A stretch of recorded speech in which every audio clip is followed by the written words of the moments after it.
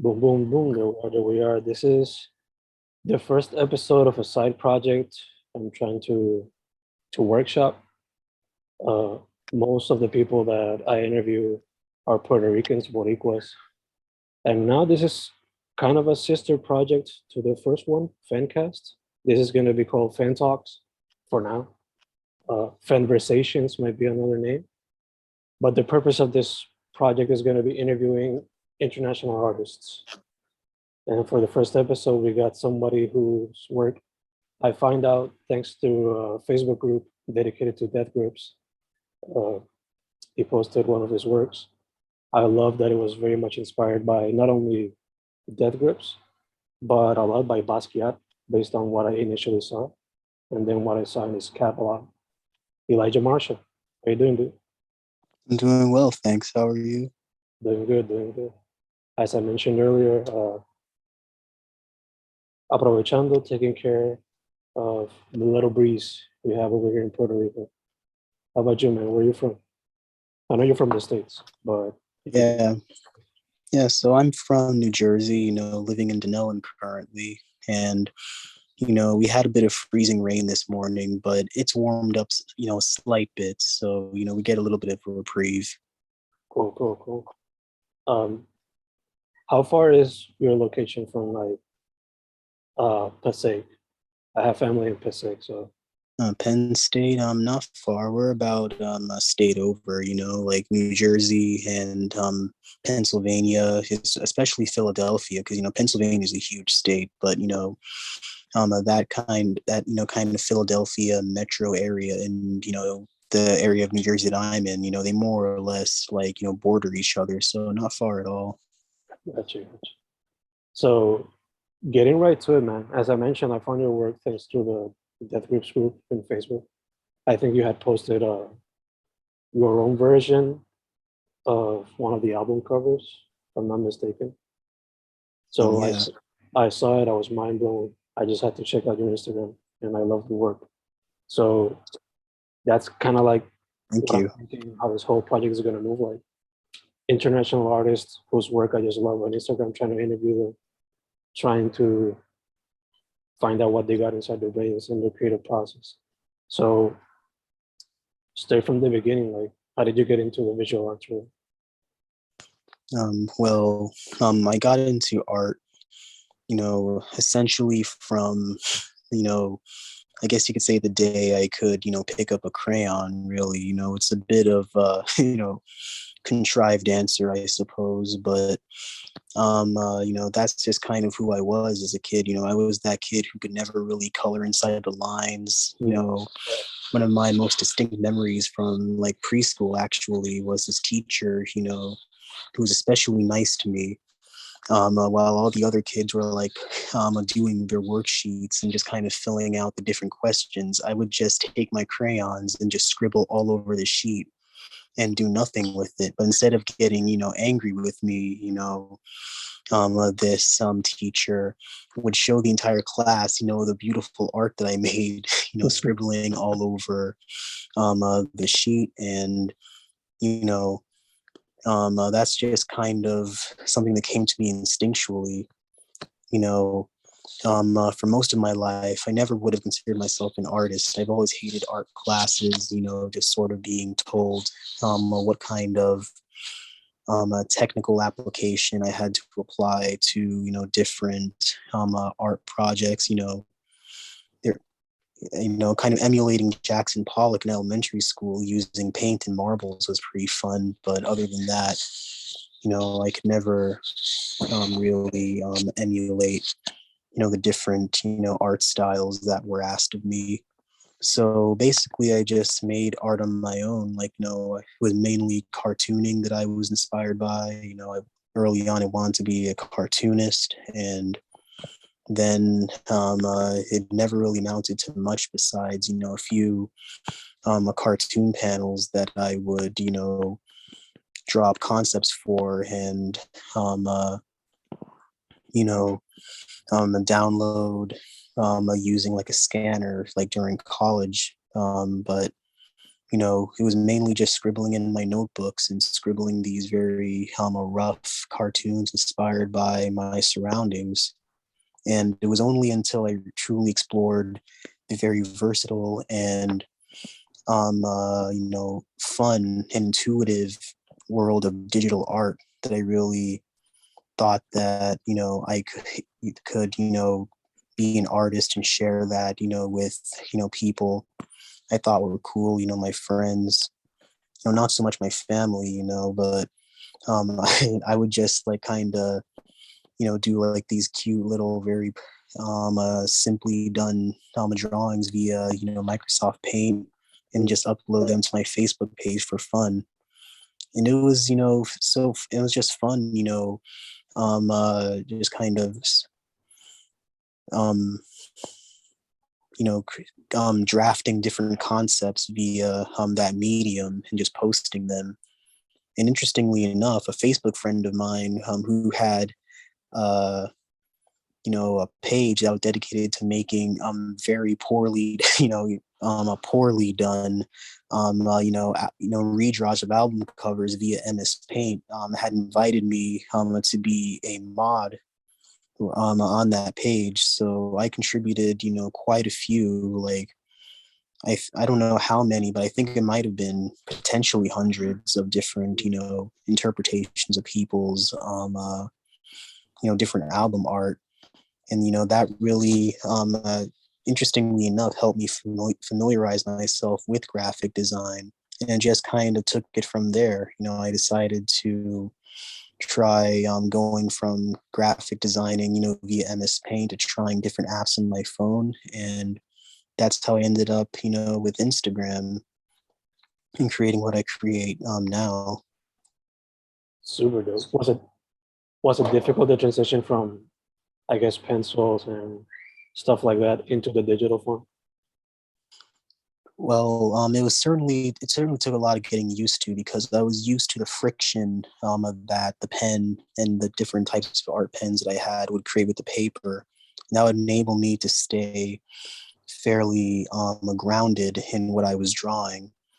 As a matter of fact, one of the earliest iterations of my kind of digital art and sharing it with my friends, I guess you could say experience, was when I would, invite, different friends to submit themselves to have their portraits drawn. It's actually how I made, a few friends, basically drawing out, their portraits in these very simple, kind of black and white with thin lines, kind of caricature ways. And then I would take pictures of those photos and, kind of bucket fill them white, and, put that, buttress them against a background of, images that I found via Google that really,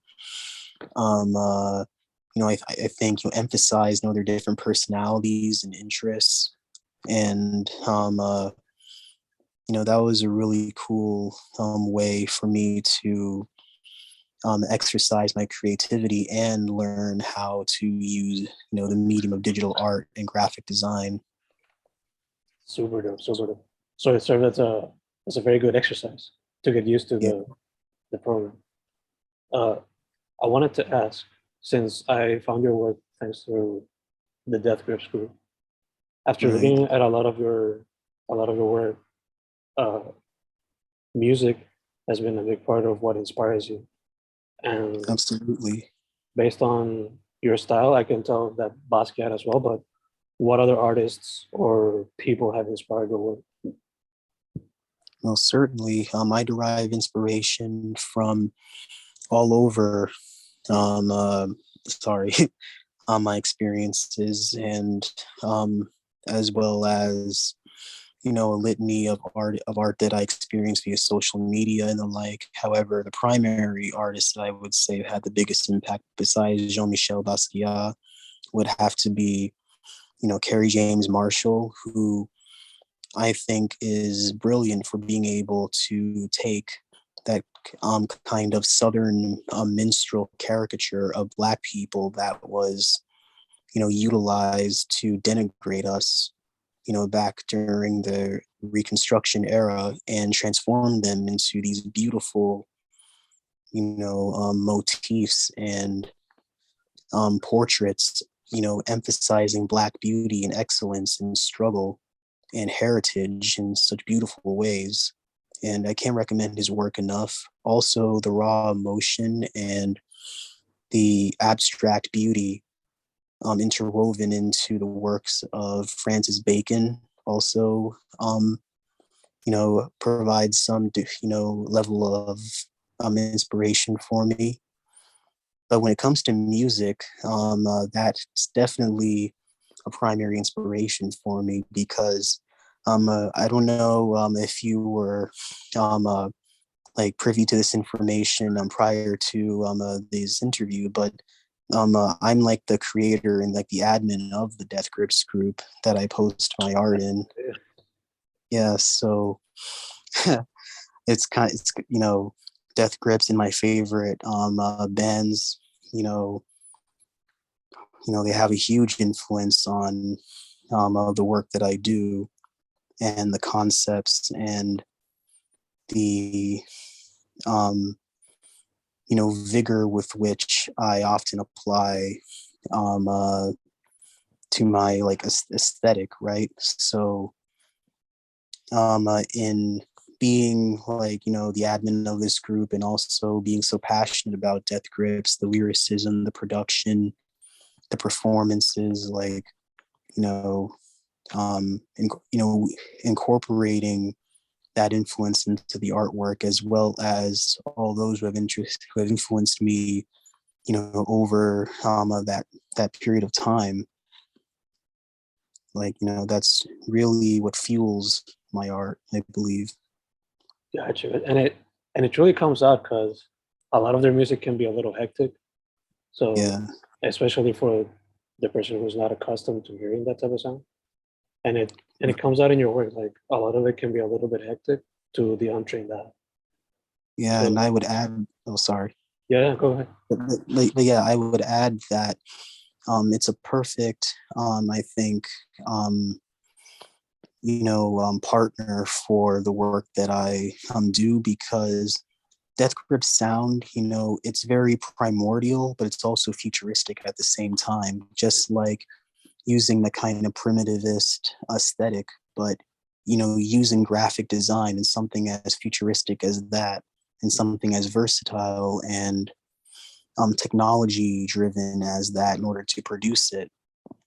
I think they really, it's a appropriate marriage of the two concepts. Yes, indeed.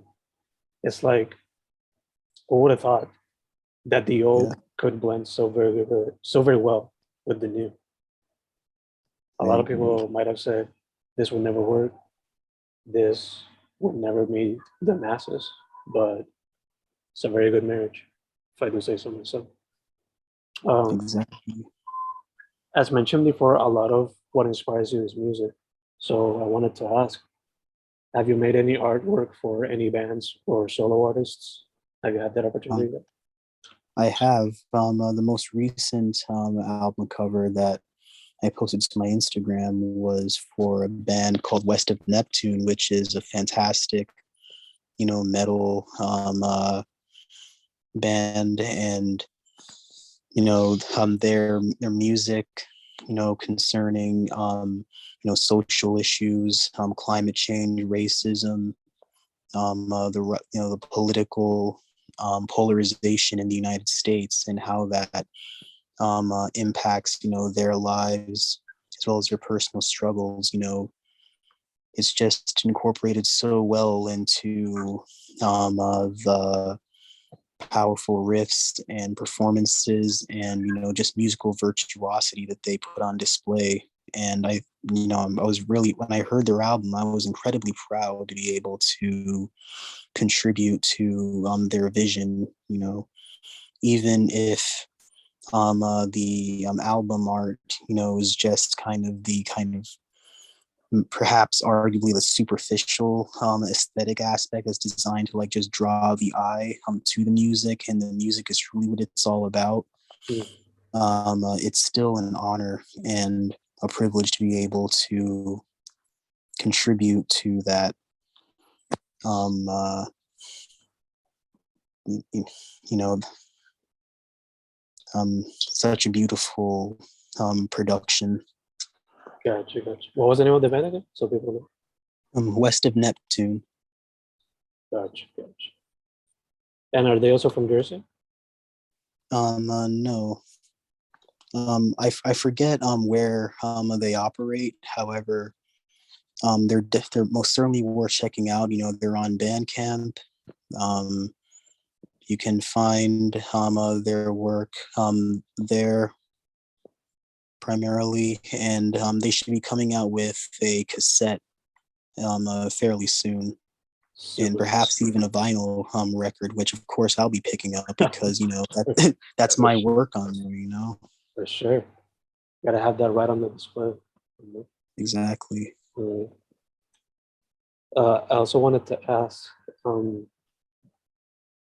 have you considered animation at any point, or any other art form aside from the digital?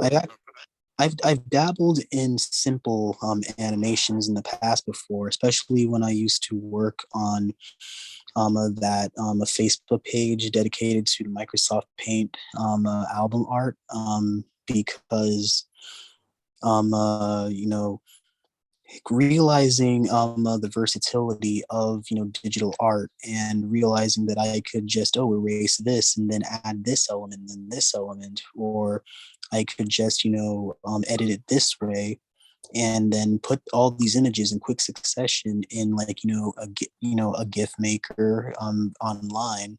You know, it made me realize that, you know, there is potential for animation alike, as long as I'm willing to apply myself. You know,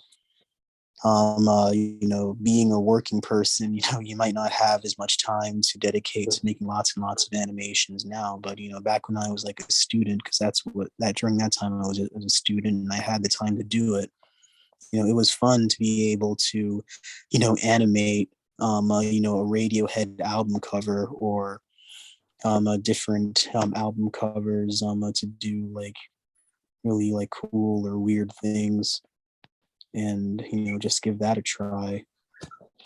Gotcha. It was fun. I can imagine. Regarding your creative process, we got a little bit of like the inspirations and whatnot, but when you actually sit down to make a piece, is there a set uh, thing that you do? Like, do you always like to have a playlist running in the background? Do you just like everything to be quiet? What is your usual workspace when you're in the process of making a new piece? Well, I would say that the creation of my pieces, you know, by their very nature as, you know, semi-abstract neo-expressionist pieces, tend to be rather extemporaneous. That includes the process as well. Like, I like to have background sounds and things to occupy my mind while I'm creating art, because that just enables the ideas to flow more, I believe, and it enables me to concentrate more. However, you know, I can, of course, you know, work in silence. Really, I like to just be single-minded and keep focus on what I'm doing, but at the same time allowing for there to be an air of spontaneity to what I create.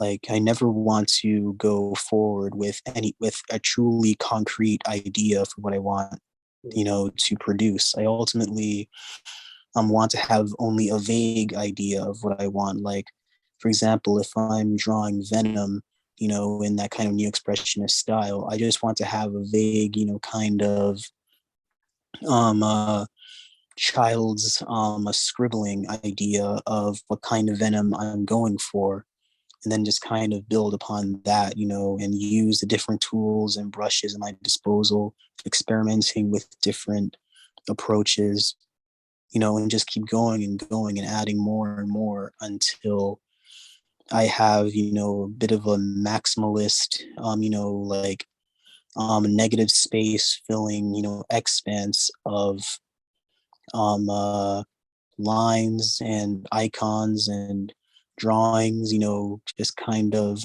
buttressing, the main subject of the piece. And sometimes, if I'm doing something, a little bit more concrete in nature, like, maybe a drawing of Lane from Serial Experiments Lane, I'll just think of, when I draw Lane, what should she be doing? Is this just for someone's commission, or is this just something to make myself happy? And what would make me happy? Kind of a unsettling and slightly glitched out image of Lane holding a giant Christmas present to usher in the holiday, and with the cute missized kind of rakishly angled Santa hat, to add that air of acuteness to the darkness in the background, that kind of void, and how unsettling it can be, and those are just two different examples of the kind of artwork that I do, and thought processes that go into that. Gotcha. Just a random thought that popped into my head, but I wanted to ask, have you looked into the work of David Cho? Because I think that you would enjoy it a lot. I'm afraid the name doesn't ring any bells, but I love learning about new artists. So is he a neo-expressionist artist, or does he create a different style?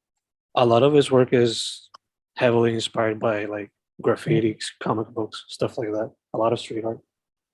I believe he's Korean American. But I just sent you the name via Instagram, so you can check it out when you want to. Thank you. I wanted to ask, since music is also a big part of what inspires you, have you considered doing music yourself? I have in the past, but I never really had that talent for music. Being able to write music or memorize arpeggios and the like, and create beats, stay on beat. Like I've only ever had just a vague understanding of what goes into that beautiful art form, creating music.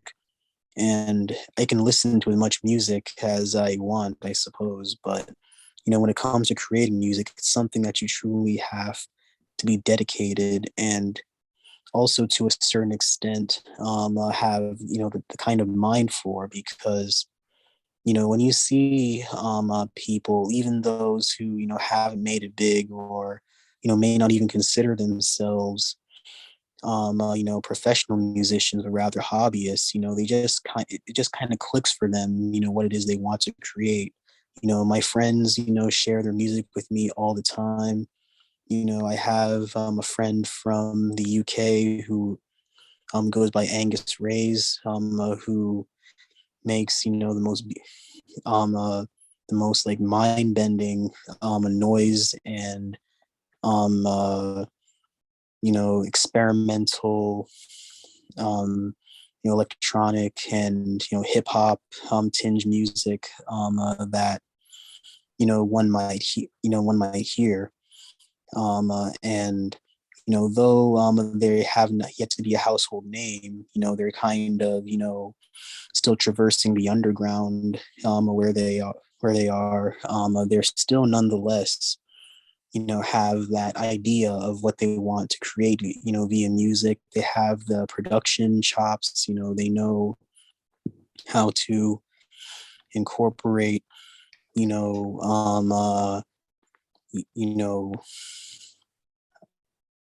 very like brutal synths in tandem with just a pounding refrain that really makes you want to tear shit up.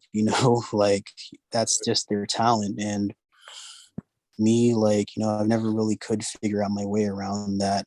All I could really muster were a few Death Grips song mashups that I would make when I was bored, and this was via like Microsoft Movie Maker. I couldn't even use anything like FL Studio or Ableton to create anything like that.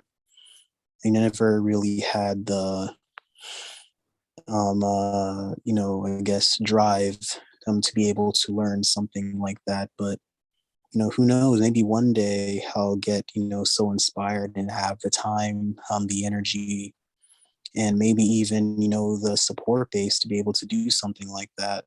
I never know what I'm going to create. When I open up that digital art app on my phone, I never know what I might create if I ever download FL Studio. So anything can happen. Indeed. Uh, Staying with the subject of music, one of the pieces that I think you posted on the group was also the one with MF Doom when he passed away. So Yeah. I wanted to get your take. Like yesterday, no, a few days ago was the anniversary of his passing, or at least when they mentioned it. So MF Doom, how has he inspired you? What are your thoughts on his work, etc.? Old Doom was just ostensibly a genius and a treasure of just the hip hop world, its lexicon.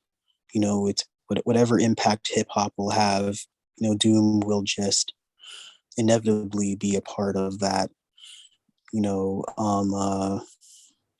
Of that impact that the whole genre had. His wordplay, his ability to turn any beat that he was on into just a narrative tale, a story, a concept. Like how in the 70s there was a huge upsurge in concept albums, especially with prog. I feel in a sense that Doom was one of the forebearers of that just conceptual hip hop character, and or a character a creator, world builder in a sense. There were a variety of hip hop artists, prior to Doom who possessed this talent as well. Of course, Slick Rick, Grandmaster Flash, able to paint vivid stories of life in his urban environment, and the trials and tribulations of that time. But the way Doom did it was uniquely his own. He was able to create characters, and he chose the people that he worked with incredibly wisely as well, because the beats of like Quasimodo, for example, just a litany of collaborators, projects like Czarface, being able to incorporate new characters, new villains, so to speak, into that I guess either franchise or a lexicon of um of Doom, characters. Like In a it way, was a talent. it kind of felt like what wrestlers did back in the 80s and early 90s. He just Yes, did it absolutely. throughout his entire career when he came back in the late 90s. Yeah, he was a conceptual heel, but he was never, the heel, like he kept it low key, which I respect. I respect Death Grips keeping it low key. I respect, Doom keeping it low key, even to the end. We would have never, known if not for his family, revealing his health issues, and just this bombshell of him passing, us losing the lyrical talent, just out of the blue. Songs were still being released. You would have never had any idea that Doom would no longer be with us, if not for just the inevitability of his family announcing the passing. And that just speaks to, you know, the depth and the size of the character and the artistry that he blessed us with. Indeed, indeed. Have you considered, because I've considered a lot of times, getting the mask tattooed at some point? Would you consider doing that or no? Well, I've always been a little apprehensive about tattoos because, you know, I've never been comfortable with the idea of permanence, especially when it comes to that which is seen on the body. The more I look at something, the more I kind of notice the flaws and, you know, what could be changed, what I could have done better. And in doing this, you know, kind of having like, you know, a permanent and expensive tattoo, you know, etched onto the body, you know, it's a powerful statement. It truly is. And it has a great deal of personal, you know, power to have something like that essentially infused into the skin, right? But me, I could never trust myself with that power, you know, like it's too great. The implications and its potential impact on me, you know, I feel like it's just really not my thing, you Gotcha. know. Yeah. Going back to the visual art, a lot of your work, as you mentioned, has a lot of details. Like you like to put a lot into it. So one could see the influence of collage art in your work. So I wanted to ask if you've considered doing collage per se, be it digital or physical. Well, I've incorporated aspects of collage before. I think most recently, the most a collage-esque a piece I uploaded was the one that was inspired by Death Crypt's Tachyon video. Like, I would use like for example, the red right hand that I had placed, you know, at the raised arm of, you know, Stefan's silhouette from Tachyon video. That was actually my own hand, which I photographed and kind of redrew and incorporated into that piece.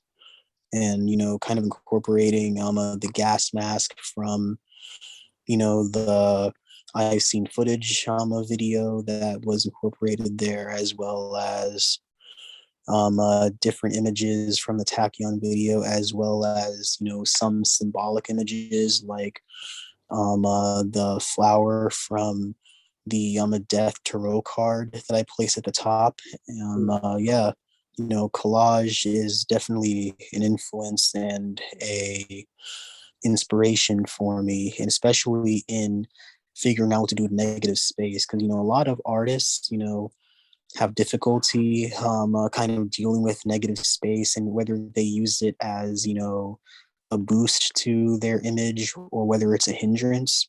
And with me, I feel like negative space is something of a challenge in trying to figure out, you know, what you can fill it with so that, you know, it's the artwork still remains, you know, meaningful and visually stimulating, but not, you know, overstimulating to the point where, you know, you lose the initial subject or it just gets drowned out in, you know, what some may consider to be, you know, vomit. You know, just kind of visual you know, just shrapnel, I suppose you could call it. But, you know, in some ways that can be great. Like, you know, a lot of my visuals kind of resemble that kind of explosion of you know, drawings and, you know, different icons and, you know, movements of my finger and what you can see from there. So in some ways there's beauty in the shrapnel, you know. Indeed, indeed, indeed, indeed. Uh, would you consider, or have you considered, or have you done it? Uh, Taking your art and making murals or street art out of it? I've imagined my art adorning the streets of, urban centers and the like. And, that's kind of what kind of helps me figure out how I want to take the visual, design of certain pieces and whether or not I think it would look cool on the side of a building or not. But, I've definitely never done mural work.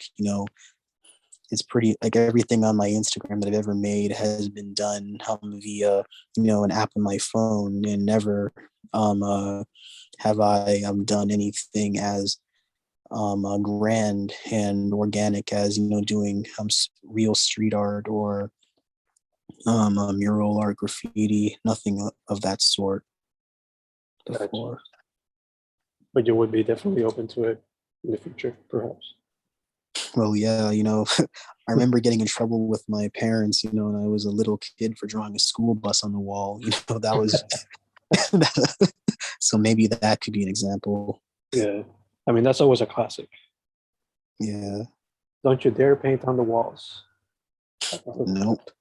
Yeah. Yeah, that was quite the ordeal. I'm waiting to see if my niece starts doing that in the future, because I can already see her picking up crayons whenever we give her crayons. So that's a good sign. She could be a great artist in the future. Let's see what happens.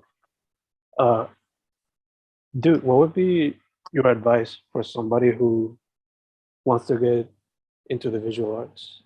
Be it somebody who's just coming out of high school or someone who's maybe our age and wants to get into the art world right now?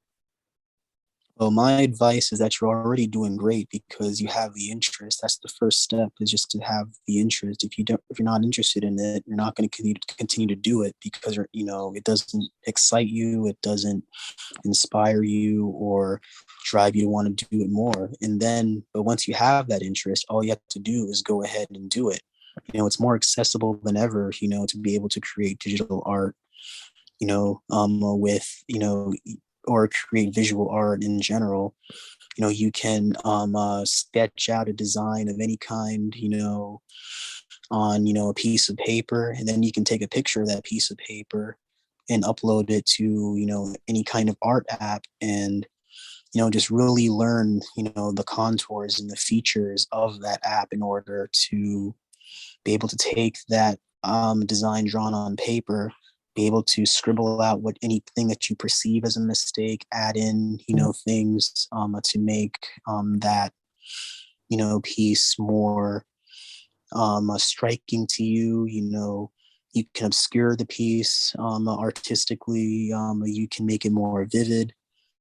Just the possibilities are endless. I would say, just like of the way the possibility for music to have, just a limitless array of different audio elements that can make it uniquely yours. Just visual art is exactly the same. No matter how much you emulate something, no matter how much you may be inspired by something, at the end of the day, the work that you create will be your own. As long as you're the one, who used your finger or your pen or your paintbrush, whatever it is that you choose to use, to illustrate that piece, no matter its complexity, simplicity, no matter what, it's all beautiful. And you're going to end up loving the result if you're truly interested. So go ahead and do it. Others will like it too. It's worthwhile. Yes, indeed it is. Yes, indeed it is. Beautiful, man. Where can people find your work? Instagram. If you have a shop, where can they can buy it? Anywhere. Well, yes. So my work is primarily via Instagram. My handle is Trash Catalog, which is just TRASH_CATALOG. And my Redbubble store is called Draw Grips. Yeah, it's just like a DRAWGRIPS, and that has like a bunch of my like designs on there. And I also have a Teespring, which has a couple others, including like that kind of famous, or not famous, but like, I guess known within that that Facebook group for Death Grips design there. So if you're interested in that, that's where you could find that.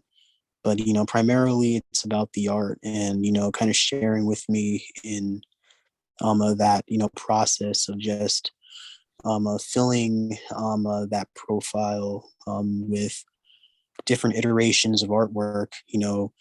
I'm on neo-expressionism now, but who knows how I could evolve, like I've been looking into trying to perfect maybe some things via Blender to create some 3D art. I've been considering glitch art and things of that nature, photography as well. People have said my photographs are really good, but I've they could be better, more interesting, more incorporated into that kind of artistic vision that I have. So we'll see. We'll see how people react to what I do next. But it's always exciting. It's always fun. It's a privilege. It's humbling to be able to share your art with, potentially billions, and grateful for the couple to a few thousand people who have, liked what I create enough to want to, follow me on that artistic ride. For So sure. to speak. Sure. Yeah. But dude, first off, I want to thank you for saying yes to the interview. You're the first one in this side project, I guess, to the original podcast. And it's always great to have somebody whose work is so original, different, challenging as well. So it's great to see. Thank you. Uh, Thank you. Second thing, I wish you lots of health, especially now that this new variant is ruining everything once again. And Yeah. thirdly, keep going, man. I love your work, and I want to see how it transforms and it shapes and it shifts into different forms in the future. Thank you. Thank you. Yes, I wish the same to you. I wish you, nothing but health and the success, the growth and the expansion of this podcast, any kind of media endeavor that you take on, and I just hope to encounter more, from you. I'll be giving you a follow, of course, and it's been an honor and a privilege. I thank you for inviting me, to this interview, and it's just been wonderful talking to you. Same here, man. Same here. Thank you very much. Thank His you. name is Elijah Marshall. His Instagram is trash_catalog. Over there, you can also find his Redbubble store. Dude, once again, thank you very much. Thank you.